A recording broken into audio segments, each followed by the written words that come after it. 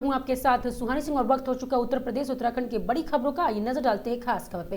खबर ऋषिकेश से, जहां पे एम्स में देर रात गैंगस्टर, जी हां आपको बता दें कि गैंगस्टर के विनय त्यागी की मृत्यु हो गई। हालांकि उनकी हालत पहले से ही बहुत खराब बताई जा रही थी और कल शाम उनके परिजनों ने मुलाकात करवाई गई और देर रात उनकी मृत्यु हो गई। और बता दें कि पोस्टमार्टम होने पर शव को परिजनों को सौंप दिया जाएगा। विनय त्यागी की मौत की खबर से पुलिस बल और भी बढ़ा दिया गया है।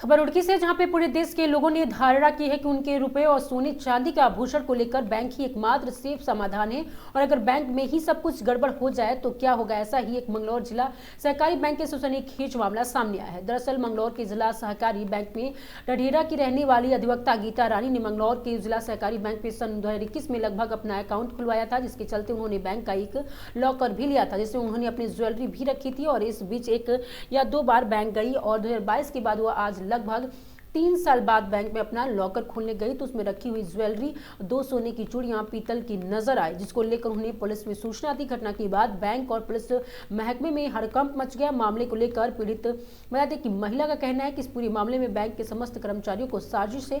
साथ ही महिला पुलिस में तहरीर देने की तैयारी कर रही है। पूरे मामले में बैंक के उप महाप्रबंधक चरण सिंह का कहना है कि यह बड़ा गंभीर मामला है। इसे बैंक की कोई भी गलती नहीं है, क्योंकि बैंक के लॉकर की 2 चाबियां होती है, इसमें एक चाबी बैंक तो दूसरी उपभोक्ता के पास मौजूद रहती है। अब सोने की कड़ी पीतल में कैसे तब्दील हुई है, पुलिस की जांच में पता चल जाएगा।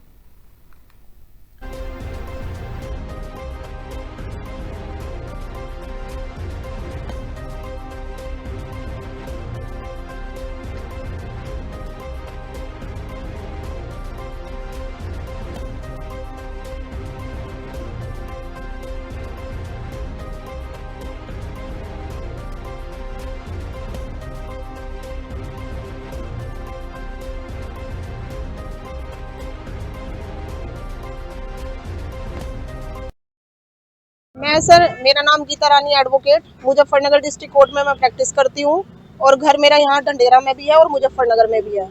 मैंने ये मंगलौर में सहकारी बैंक में 2021 में अकाउंट खुलवाया था। उसके बाद मेरी लास्ट विजिट यहाँ पे 2022 में हुई थी, मई में। और आज मैं यहाँ पे आई हूँ तो मैं गोल्ड रख के गई थी अपना और यहाँ पित्तल मिला है मुझे बैंक में। ये बैंक वालों ने मिलके फ्रॉड गर्दी करके ये मेरी चीजें गायब कर दी यहाँ से और अब बोल रहे हैं कि जिम्मेदारी हमारी नहीं है। क्या लॉकर नंबर था आपका? मेरा 64 लॉकर नंबर था मेरा। कब आए थे आप? मैं पहले आई थी मई 2022 में, उसके बाद मैं आज आई हूँ।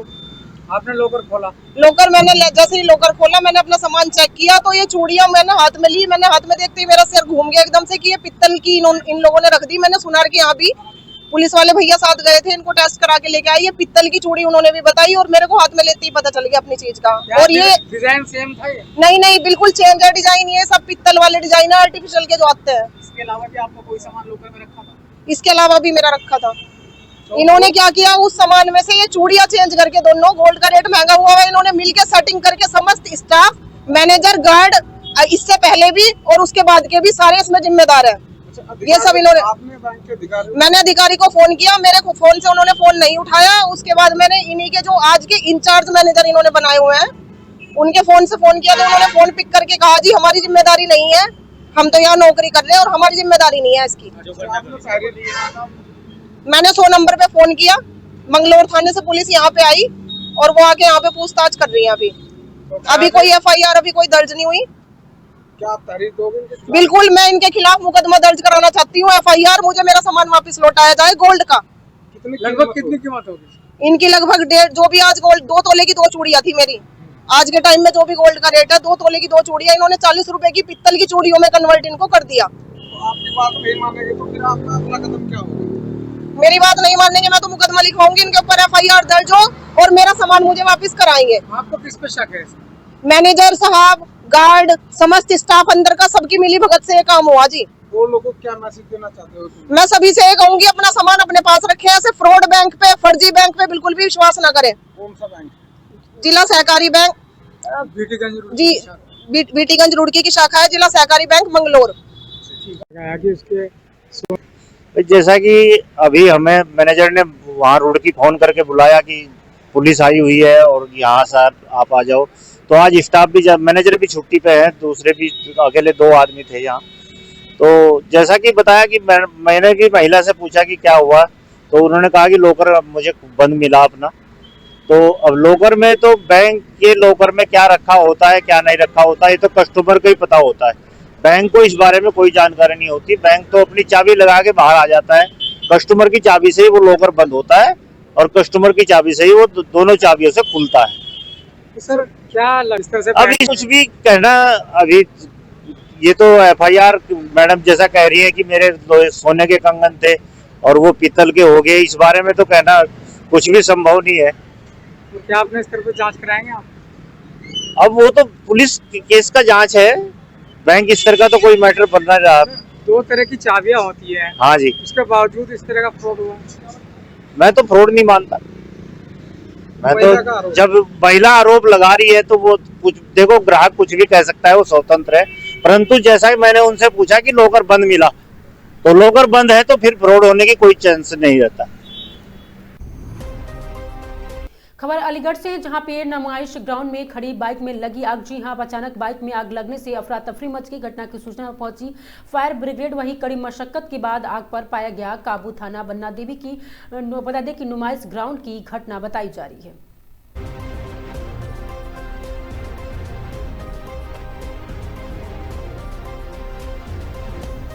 खबर बदायूं से, जहां पे झोपड़ी में कापती चार जिंदगी सिस्टम के भरोसे बेसहारा परिवार। जी हां, बीमार पति, 2 मासूम बच्चे और अपने सिर पर छत का संकट। वहीं बदायूं सहसावन तहसील क्षेत्र में ग्राम भीकमपुर में टप्पा जमीन में सरकारी आवास योजनाओं की हकीकत एक बार फिर से सवालों के घेरे में। कड़ाके की सर्दी के बीच गांव की एक जर्जर झोपड़ी में रह रहा एक गरीब परिवार न सिर्फ ठंड से जूझ रहा बल्कि जीवन मरण के संकट से भी सामना कर रहा है। गाँव के एक कोने में स्थित इस झोपड़ी में रहने वाला शाहाना का पति गंभीर रूप से बीमार है और वही बीमारी के कारण वह कोई काम नहीं करने की स्थिति में। इलाज के अभाव और आर्थिक तंगी ने परिवार की कमर तोड़ दी है। झोपड़ी में शाहाना अपने 2 मासूम बच्चों के साथ पति की देखभाल करती है। सर्द रातों में ना तो आपको बता दें कि पक्की छत है और ना ही ठंड से बचाव के कोई साधन है। प्रधानमंत्री आवास योजना ग्रामीण के तहत वो सर्वे में शाहाना ने अपना नाम दर्ज कराया था। परिवार को उम्मीद थी कि उन्हें भी पक्का मकान मिलेगा, लेकिन जब अंतिम सूची जारी की गई तो उनका नाम गायब मिला। आरोप है कि जिन परिवारों के पास पहले से पक्के मकान थे या जिनकी ग्राम प्रधान से नजदीकी थी, उन्हें योजना का लाभ दे दिया गया, जबकि वास्तविक जरूरतमंद आज भी झोपड़ी में रहने को मजबूर है। शाहाना का कहना है कि ठंड के कारण बच्चों की हालत बिगड़ रही है और पति की बीमारी लगातार गंभीर होती जा रही है। हर रात डर बना रहता है कि कहीं कोई अनहोनी ना हो जाए। परिवार ने कई बार संबंधित अधिकारियों से ग्राम प्रधान से शिकायत की, लेकिन अब तक कोई ठोस कार्रवाई नहीं हुई। शाहाना का आरोप है कि आवास योजना में खुलेआम पक्षपात किया गया है और ग्राम प्रधान ने अपने चहेतों को प्राथमिकता दी है। जरूरतमंदों की आवास फाइलों और कागजों के में दब कर रह गई है।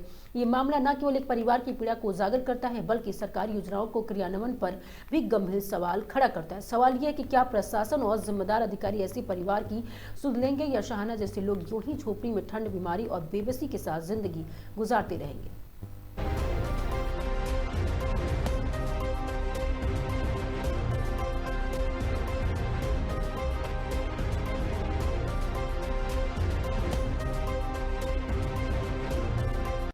नाम है आपका? शाहाना, कौन सा गांव है? भीकमपुर।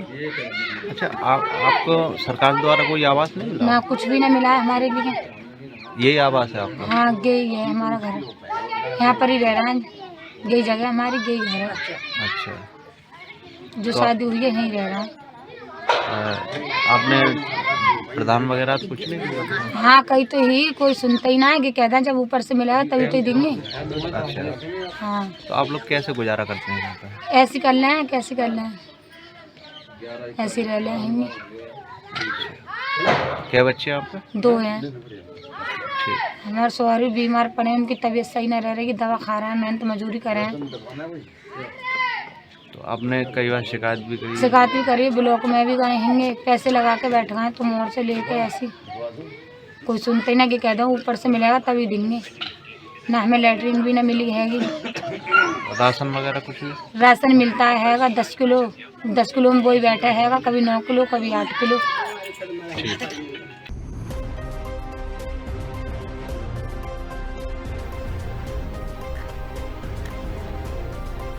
खबर श्रावस्ती से, जहां पे उत्तर प्रदेश के श्रावस्ती जिले में इस वक्त की बड़ी खबर सामने आ रही है। जी हां, NH 730 पर भीषण सड़क हादसा हुआ है, जहां पे दो प्राइवेट बसों की आमने सामने टक्कर हो गई। बताया जा रहा है कि इन बसों में नेपाली यात्रा सवार कर रहे थे। हादसा इतना भीषण थी कि दोनों बसों की परकच्चे उड़ गए। जी हां, इस दुर्घटना में 10 से ज्यादा यात्री घायल हुए हैं, जबकि 3 यात्री की हालत नाजुक बताई जा रही है। मौके पर पहुंची पुलिस ने सभी घायलों को तुरंत CSC कोना में भर्ती कराया गया। प्राथमिक जाँच में तेज रफ्तार के हादसे को बड़ी वजह माना जा रहा है। फिलहाल पुलिस राहत बचाव के कार्य में जुटी हुई है और हादसे के बाद इलाके में अफरा तफरी का माहौल है।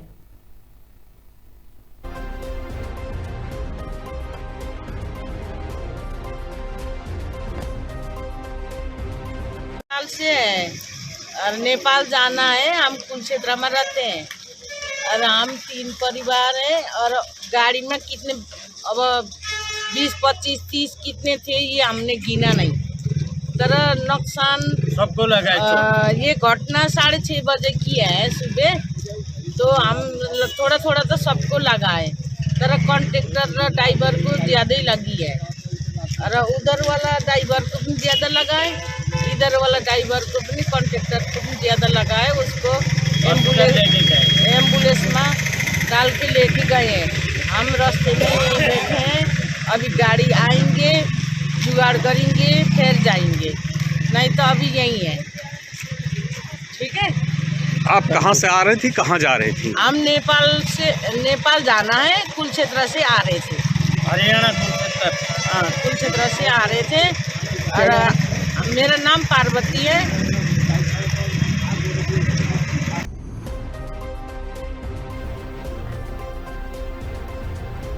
खबर मऊ से, जहां पे फातिमा अस्पताल में पिता की मौत के बाद पोल खोलने वाले पीड़ित बेटे को पुलिस ने लिया हिरासत में। जी हां, बदमाशों की तरह दोनों हाथ पकड़कर पुलिस मृतक के बेटे को गाड़ी में बिठाया। वहीं मरीज रामचंद्र यादव की मौत के बाद भी फातिमा अस्पताल में चल रहा था इलाज।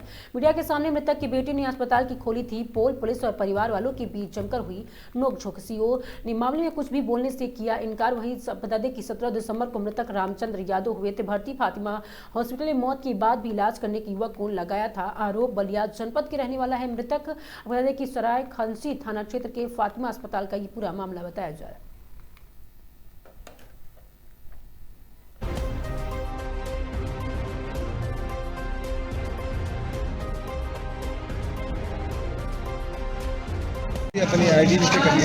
और मेरा पिताजी को तबीयत खराब थी, सांस की समस्या थी, जिसमें मैंने अपने पिताजी को लेके यहाँ आए थे फातिमा हॉस्पिटल में 17 तारीख को। और ये मेरी जांच है, मैं आपको जांच भी दिखाता हूँ, कितनी जांच हुई है और क्या क्या जांच हुई सारा मैं दिखाता हूँ। अभी क्या समस्या है, मूल समस्या बताइए। पिताजी एक्सपायर हो गए हैं। फिर क्या बोला जा रहा है? लेकिन डॉक्टर ने कुछ भी नहीं बताया मेरे को, आपके पिताजी एक्सपायर हो गए। मैं अपने कान लगा करके सीने में जबरदस्ती अंदर गया, कान लगा के सीने में देखा, मेरा पिताजी की सांसें नहीं चल रही है। उसने बोला कि पल्स चालू है। मैंने मशीन का फोटो तुरंत खींच लिया, तुरंत वो लोगों ने मेरे को बाहर निकाल दिया, तुरंत वो लोगों ने बाहर निकाल दिया मेरे को। ये देखिए मेरे जाँच, एक ये जाँच है, ये देखिए जाँच, ये सांस की समस्या, और ये देखिए। तो मशीन जीरो चल रही थी जी। अभी क्या आपको दिया गया है? क्या मशीन है ये, मतलब प्रूफ है इसमें मेरे पिताजी कुछ दिखा रहा है क्या इस मशीन में? क्या लग रहा है पुतले का इलाज किया जा रहा है क्या? मृत्यु हुए शरीर का इलाज? तो इसे रखा गया है क्योंकि अंदर एक और मृत्यु हुई है। और क्या आपसे साइन कराया जा रहा है? डर है क्या? हाँ, इस पे साइन करवा रहे थे वो लोग। क्या कि कोई कार्रवाई नहीं हो? हाँ, इसके लिए कोई कार्रवाई नहीं, इसके लिए साइन करा। ये रहा ना, मैं पढ़े सुना दूँ। हाँ, पढ़िए। पत्र लिया जाता है, शपथ पत्र। ये शपथ पत्र एडमिट के टाइम ही लिया जाता है, लेकिन अभी दिया गया एक्सपायर होने के बाद। अच्छा, एक्सपायर और अभी आपको जानकारी सूचना नहीं दी गई है कि मर गए हैं वो? वो हॉस्पिटल से कोई सूचना नहीं। अभी इलाज जारी है? प्रूफ है कि मरे नहीं है तो आप मेरे साथ चलिए। अभी इलाज जारी है? एक्सपायर हो गए। अभी इलाज जारी है? इलाज जारी है, लगा रखे अंदर मशीन। ठीक, प्रशासन से क्या मांग कर रहे हैं? प्रशासन से क्या मांग कर रहे हैं? प्रशासन के यहाँ भी दे लेंगे। ठीक है। क्या कहा उन्होंने आपसे? बोले आपके पिताजी की अभी सांसें चल रही है, मशीन ने हम लगा रखा है। तो मैंने बोला कि ठीक है। तो क्या लग रहा है साइन करके आप देंगे? हाँ, अभी नहीं देंगे जब तक मैं इसमें दे ही नहीं सकता, क्योंकि वो झूठ बोलते हैं। झूठ बोलने में सख्त नफरत है, झूठ नहीं बोलना है। ठीक, वो झूठ बोल रहे हैं। ठीक। और दिनांक 26 तारीख को फातिमा हॉस्पिटल में एक मरीज जिनका नाम श्वेता वर्मा है, वाइफ ऑफ विजय वर्मा, जो इनका थाना लगता है थाना भुड़कुला है, गाज़ीपुर की रहने वाली हैं। 23 तारीख को यहाँ एडमिट हुई थी डिलीवरी के संदर्भ में। जब से उनका इलाज चल रहा था तो आज उनकी डेथ हो गई है। पर जिन्होंने आरोप लगाया है कि इसमें हॉस्पिटल स्टाफ की लापरवाही है। और एक और दूसरा मामला है, एक रामचंद्र यादव हैं जो कि बलिया के रहने वाले हैं। ये 17 तारीख को यहाँ एडमिट हुए थे। उनके संबंधित जो परिजन हैं उन्होंने आरोप लगाया है कि उनकी भी डेथ हॉस्पिटल की लापरवाही से हुई है। तो इसके संदर्भ में जो भी विधिक कार्रवाई होगी जांच उपरांत की जाएगी। संबंधित टीम का गठन करके जो भी जांच का परिणाम आएगा उसके अकॉर्डिंग हम कार्रवाई करेंगे और स्थिति सामान्य, लॉ एंड ऑर्डर एकदम सही है। तो अभी तक तहरीर मिला है कि नहीं? परिजनों ने तहरीर दी है, उसी तहरीर के आधार पर जांच कराई जाएगी। जांच में जो भी परिणाम आएगा निष्पक्ष कार्रवाई की जाएगी। परिजनों को हमने आश्वासन दिया है निष्पक्ष कार्रवाई का। और अभी सर बॉडी को पोस्टमार्टम के लिए भेजा जा रहा है? जी हाँ, बॉडी को पोस्टमार्टम के लिए भेज दिया गया है। क्यों लेके जा क्यों रहे हैं आप उसको? क्यों लेके जा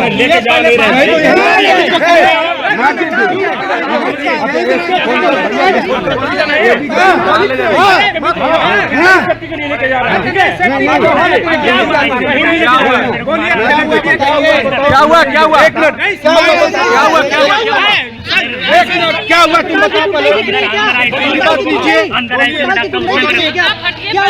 पूरी गुंडाई हो रही है यहाँ पे।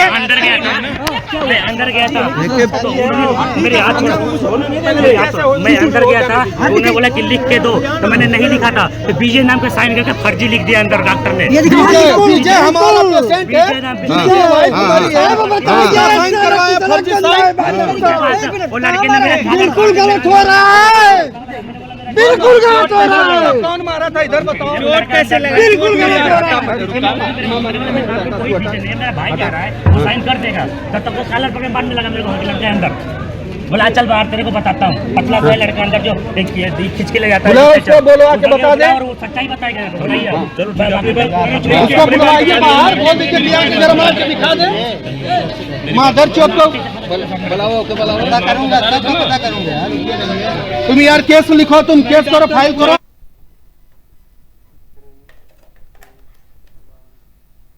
खबर चंदौली से, जहां पे धर्म परिवर्तन का आरोप लगाकर ग्रामीणों ने किया हंगामा। जी हां, बीते 3 सालों से नट समाज के लोगों ने शिक्षा के नाम पर कराया जा रहा था धर्म परिवर्तन कराने का आरोप लगाया है। 2 साल पहले दुबई से लौटे एक व्यक्ति ने घर मौलवियों द्वारा अरबी की शिक्षा लेने की प्रेरित करने का वीडियो भी आया है सामने।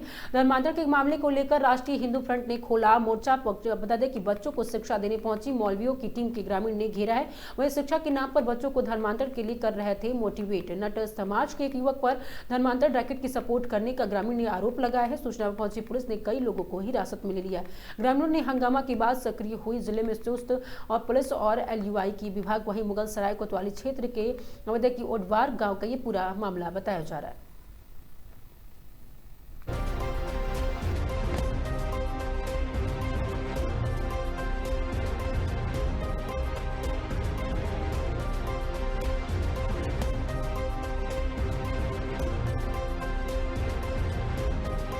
अपना नाम परिचय बताएं। जी, मैं दीपक आर्य, राष्ट्रीय हिंदू फ्रंट का परिषद उपाध्यक्ष हूँ। थाने आए, क्या पूरा मामला है? यहाँ पे हम लोग आज उड़वारे ग्राम में हमारे राष्ट्रीय हिंदू फ्रंट के कुछ यहाँ कार्यकर्ता हैं, जिन्होंने विगत वर्षों से हो रहे धर्मांतरण के विषय पे वहाँ पे ये ध्यान रख रहे हैं। अभी 2-3 साल से वहाँ पे नट समाज के लोगों को कुछ धर्म परिवर्तन के नाम पे धीरे धीरे अपनी ओर आकर्षित कर रहे हैं और अपना नाम चेंज कर रहे हैं। आज वहाँ पे 5-6 मौलाना वहाँ पहुँच के इन लोगों को शिक्षा की व्यवस्था के लिए, अन्य कार्य के लिए समझाने में जाने लगे और धर्मांतरण के लिए मोटिवेट कर रहे थे। इसी पे हमारे कार्यकर्ताओं ने आज वहाँ पे उन लोगों को सही दिशा दिखाने का कार्य किया है।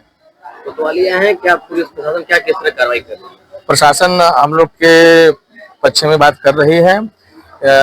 हिंदू धर्मांतरण के विषय पे उन्होंने संज्ञान लिया है। अभी जो 5 मौलाना है उन लोगों को अभी चिन्हित करने का कार्य किया जा रहा है। उसके बाद प्रशासन जो कार्रवाई करेगी इसका हम लोग सम्मान करेंगे। नाम परिचय बताएं। दुखनी कहाँ के रहने वाले हैं?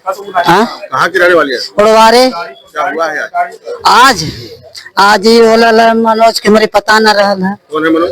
वो लड़का जो है, किसका लड़का है? हमारा लड़का। क्या हुआ फिर?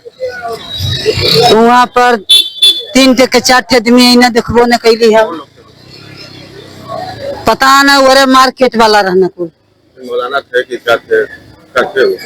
कुल मार्केट करे वाला हूँ। कौन लोग थे? एक ठे नाटो में रहला और 3 ठे और जो में रहा होकर ये लोगों चिन्हले ही लोगों, हम तो चिन्हलो न है। हाँ, उसके बाद क्या हुआ? और उसके बाद लगना कह बदे के यहाँ पर खलिया बलिया कुल बोलौले है। खलिया बलिया बोलौले, खलिया बलिया की जमीन पता ही न है। खलिया बलिया कौन है? वही हमारे लड़का बात है। मनोज हंगन। हाँ खाली वो दुबई के पहरावा पहले है गल ना दुबई भैया ऐसा गईना 1 महीना काम करना करे बाद 6 महीना जमात में खिले हुए जमात वाला उधर गदालू हो गई ना वो लोग खिलना 6 महीना कहना कितना दिन हम खिलाई मालिक न पासपोर्ट दे रहे हैं न वीजा दे रहे हैं न खाना दे रहे हैं कुछ न देते हुए। क्या नाम है आपका? जीरा। कहाँ के रहने वाले? और आज क्या हुआ सर हम मार्केट में गोदना गोदते हैं वो सब 2-4 थे मार्केट वाले थे। कौन लोग? वो सब मुसलमान ही है। वो सब पूछ रहा था कि तुम्हारे मोहल्ले में कितने घर है।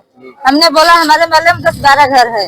क्या बच्चे पढ़ते हैं? हम कहे नहीं बच्चे नहीं पढ़ते हैं। कितने मालमाना आए चले गए नहीं पढ़ते हैं बच्चे। घर पे एक मैडम आती है वही पढ़ाती है। वो लोग बोले कि हम किसी दिन तुम्हारे घर आएंगे। वो लोग बगैर कहे सुने आज मेरे घर आए थे। कहे कितने बच्चे है बुला लाइए अपने अपने घर के गार्जियन को बुलाइए। हमने अपने घर का गार्जियन बुला दिया बच्चे लोग की भी बुला दिया। उन लोग ने बच्चे को समझा रहा था कि बच्चे को इस तरह अरबी पढ़ाओ इसको स्कूल में पढ़ाओ। अगर पढ़े लिखेगा नहीं तो इसका भविष्य जो है नीचे रह जाएगा। अगर बच्चा पढ़ेगा तभी सुरक्षित होगा ना। लोग बता रहे हैं मेरे गांव के लड़के जो हैं लोग बता रहे हैं कि वो लोग कह रहे थे कि अल्लाह की इबादत करो। तो सर वो मुसलमान है तो अपना ही बारे में बताएगा ना। मतलब ये बात सही है। ये बात सच है।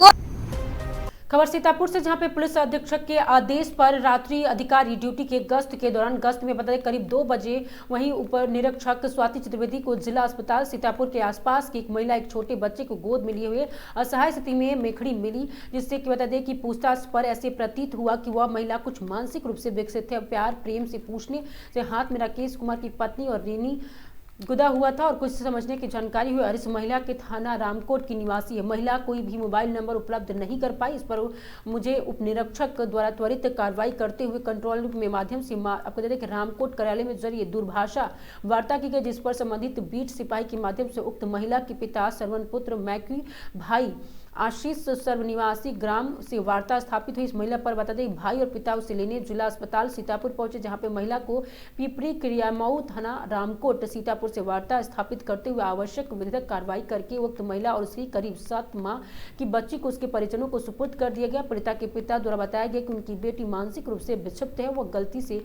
घर से निकल गई थी।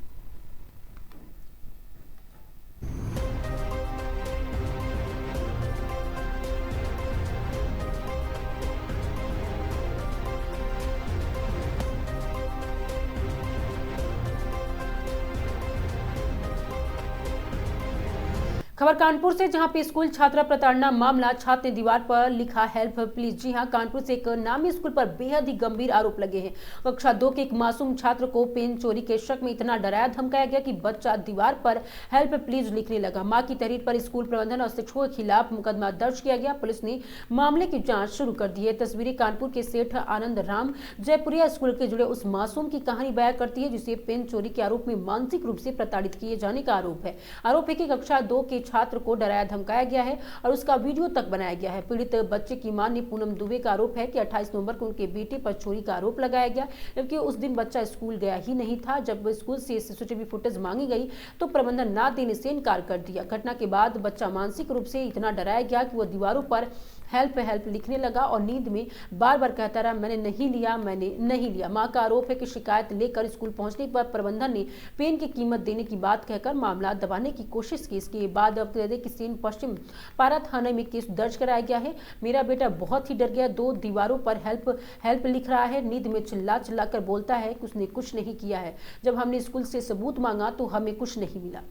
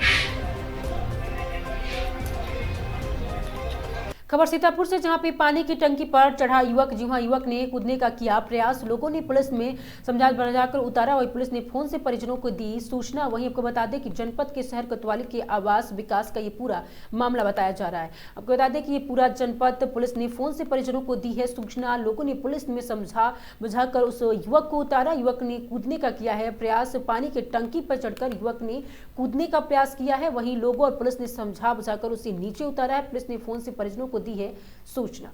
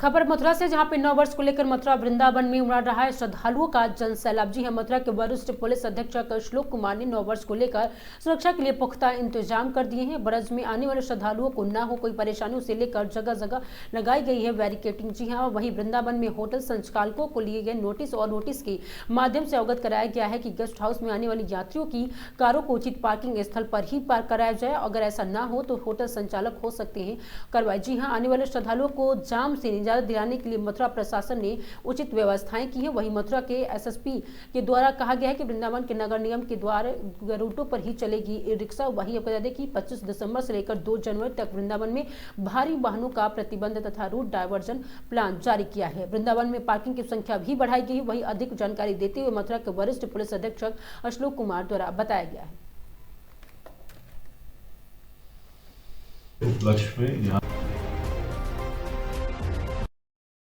उनका जो रूट डायवर्जन किया जा रहा है, क्या क्या रूट डायवर्जन है और किस तरह श्रद्धालुओं को दर्शन कराए जाएंगे? देखिए, नववर्ष के उपलक्ष्य में यहाँ लाखों की संख्या में श्रद्धालुओं की भीड़ अपेक्षित है, जिसके क्रम में पूरे जनपद हेतु एक ट्रैफिक प्लान तैयार किया गया है। इसमें सर्वप्रथम भारी वाहनों का प्रवेश वृंदावन में वर्जित रहेगा। इसके अतिरिक्त नगर निगम द्वारा लागू किए गए रूट प्लान के हिसाब से ही ई रिक्शाओं को अनुमति किया जाएगा। जो पंजीकृत ई रिक्शा है और निर्धारित रूट है उसी पे चलेंगे। शेष ई रिक्शास को उन रूटों पर चलने की अनुमति नहीं रहेगी। भीड़ सर्वाधिक 31/1 को अपेक्षित है तथा वीकेंड्स में अपेक्षित है, जिसके दृष्टिगत छोटे वाहनों का भी प्रवेश वृंदावन में अंदर एक सीमा तक ही रहेगा। शेष सभी वाहनों को बाहर पार्किंग्स में रुकवाया जाएगा। पार्किंग्स की संख्या भी बढ़ाई गई है, लगभग 7000 वाहनों की पार्किंग की व्यवस्था की गई है।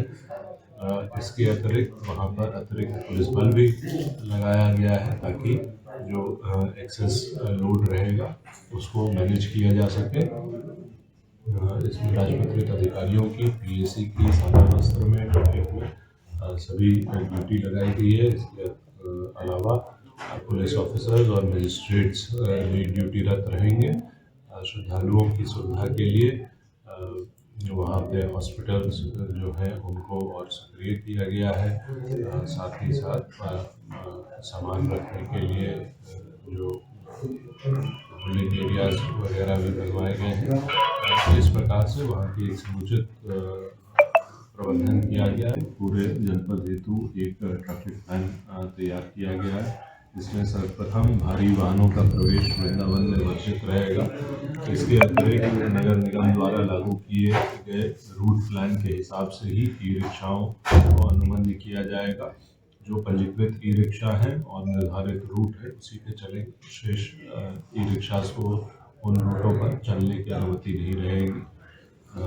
भीड़ सर्वाधिक 31/1 को अपेक्षित है तथा वीकेंड्स में अपेक्षित है, जिसके दृष्टिगत छोटे वाहनों का भी प्रवेश वृंदावन में अंदर एक सीमा तक ही रहेगा।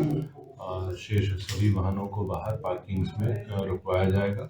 पार्किंग्स की संख्या भी बढ़ाई गई है। लगभग 7,000 वाहनों की पार्किंग की व्यवस्था की गई है।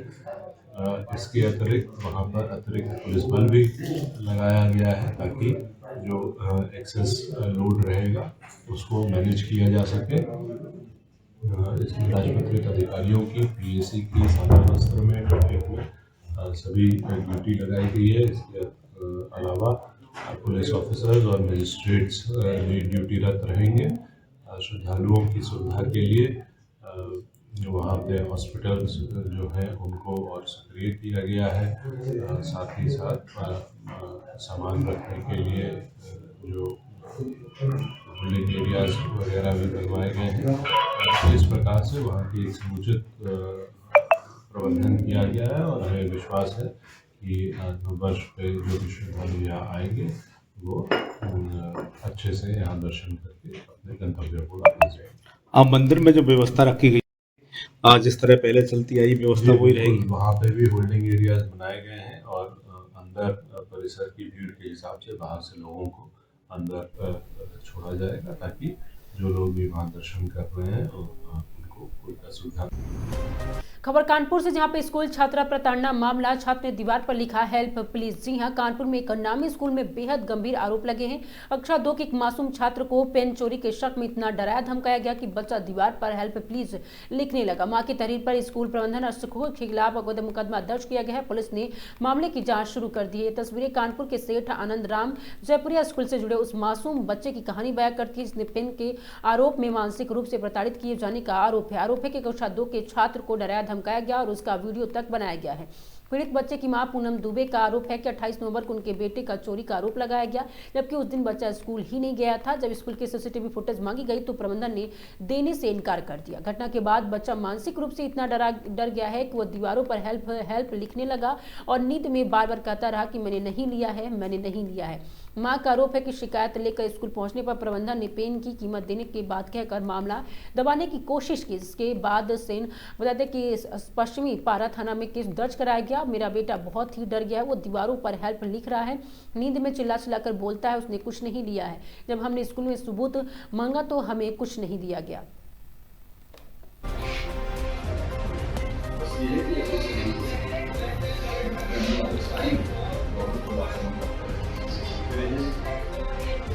मैडम क्या नाम है आपका और कहाँ की रहने वाली है? मेरा नाम पूनम दुबे है, मैं रौतारा रमईपुर की रहने वाली हूँ। क्या समस्या है मैडम? सर मेरा बेटा सेठ आनंद राम जयपुरिया बदला ब्रांच में क्लास 2 का स्टूडेंट है। स्कूल में एक पेन चोरी हो जाने का आरोप उसके ऊपर स्कूल द्वारा लगाया गया है। 28 नवंबर को पेन खोया जिस दिन मेरा बेटा एब्सेंट था। तो क्लास टीचर ने हमें बताया कि 28 तारीख को ये पेन खो गया था और ये ले गया था। तो मैंने उनसे कहा जब 28 तारीख को ये एब्सेंट था तो ये कैसे ले गया पेन, आप मुझे बताइए। तो उन्होंने मुझसे कहा कि नहीं इसका वीडियो है मेरे पास और हमने इसका कन्फेशन बनाया। फिर मैंने जब बच्चे से पूछा तो उन्होंने कहा उसने मैम ने और सर ने भी डरा के हमारा वीडियो बनाया है। इसलिए हमने बता दिया कि मैं ले गया हूँ, लेकिन मैं लेकर नहीं आया हूँ क्योंकि मैं उस दिन स्कूल ही नहीं गया था। क्या इस बात की बात कभी बेटे ने आपको घर पे कभी बताया है? कभी नहीं बताया। बेटा घर में डरा डरा सा रहता था कई दिनों तक और हर जगह हेल्प लिख रहा था। रात में नींद में बोलता था कि सर मैंने नहीं लिया है, मैम मैंने नहीं लिया है, मुझे छोड़ दो। क्या इस बात की शिकायत फिर आपने वो थाने में या फिर स्कूल में प्रबंधक से बात की? स्कूल में पहले प्रिंसिपल से बात की। उन्होंने कहा आपके बेटे ने चोरी करी है स्कूल से, मेरे पास इसका वीडियो है और मैंने इसका कन्फेशन वीडियो बनाया है, आपको पेमेंट देनी होगी। तो मैंने कहा मैं पेमेंट नहीं दूंगी, पहले आप मुझे वीडियो दिखाइए। अगर वीडियो मेरा बेटा चोरी करते हुए पाया जा रहा है तो मैं पेमेंट दे दूंगी। तो बोले नहीं, पेमेंट तो आपको करनी होगी, नहीं तो आप डायरेक्टर से बात कर लीजिए। जब हमने डायरेक्टर से बात की तो डायरेक्टर के शब्द थे, मैम पेमेंट तो देनी होगी क्योंकि इसने लिया है, इसका कन्फेशन वीडियो मेरे पास है। मैं कन्फेशन आपने मेरी एब्सेंस में बनाया है, इतने छोटे बच्चे का आप कन्फेशन वीडियो नहीं बना सकते थे, ठीक है। तो उन्होंने कहा ठीक है जाइए, आपको जहाँ कंप्लेन करनी चाहिए, मेरा कोई कुछ नहीं कर सकता है। इसलिए मैंने थाने में फिर कंप्लेन करी, थाने से कार्रवाई हो रही है। अच्छा, जो बच्चे को डराया धमकाया था उसका कौन था? क्लास टीचर था कि कौन है? क्लास टीचर ने जो भी कहा, मुझे बच्चे ने बताया है कि टीचर स्वतंत्र सर ने मुझे डराया है।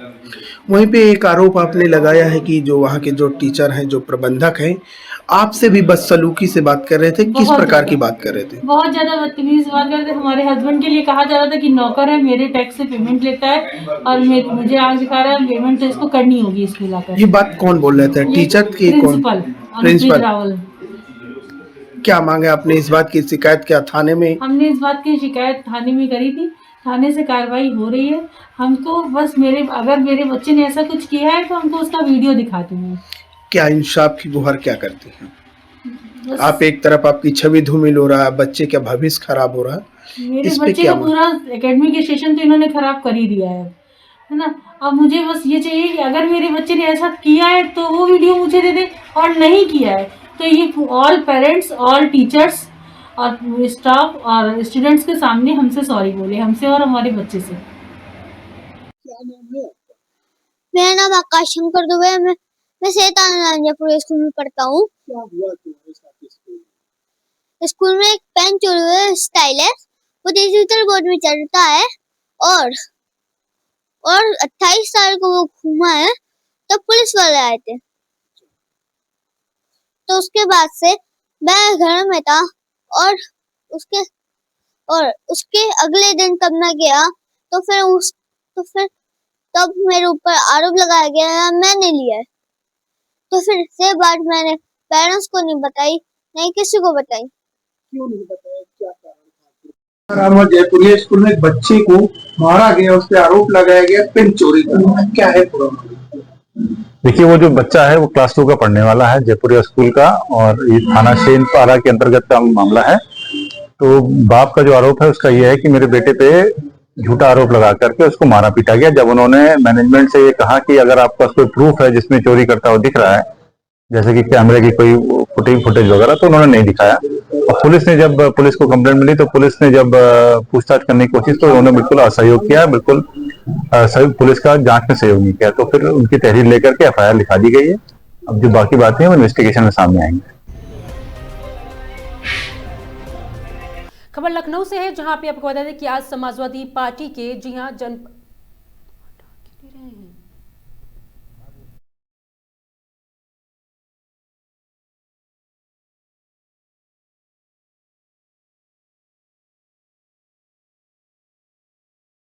जगदीप यादव के जन्मदिन जिले बड़े ही उत्साह और धूमधाम से मनाया गया। इस अवसर पर समाजवादी पार्टी के वरिष्ठ नेता, पदाधिकारी और कार्यकर्ताओं ने एकजुट होकर उन्हें जन्मदिन की शुभकामनाएं दी और उनके दीर्घायु स्वस्थ जीवन की कामना की। कार्यक्रम में समाजवादी विचारधारा के प्रति निष्ठा और संगठन को मजबूत करने का संकल्प भी दोहराया गया। जन्मदिन समारोह में जिला समाजवादी पार्टी, नगर समाजवादी पार्टी के पदाधिकारियों को विशेष उपस्थिति रही। नगर अध्यक्ष फाकिर सिद्दीकी, सौरभ सिंह यादव, प्रदीप कनौजिया, विजय सिंह यादव, अनेक आपको बता दें कि वरिष्ठ नेता कार्यकर्ता कार्यक्रम में मौजूद रहे। सभी नेताओं ने जगदीप यादव के सामाजिक और राजनीतिक योगदान की सराहना करते हुए कहा कि उन्होंने हमेशा संगठन को मजबूत करने और आम जनता की आवाज को बुलंद करने का कार्य किया है।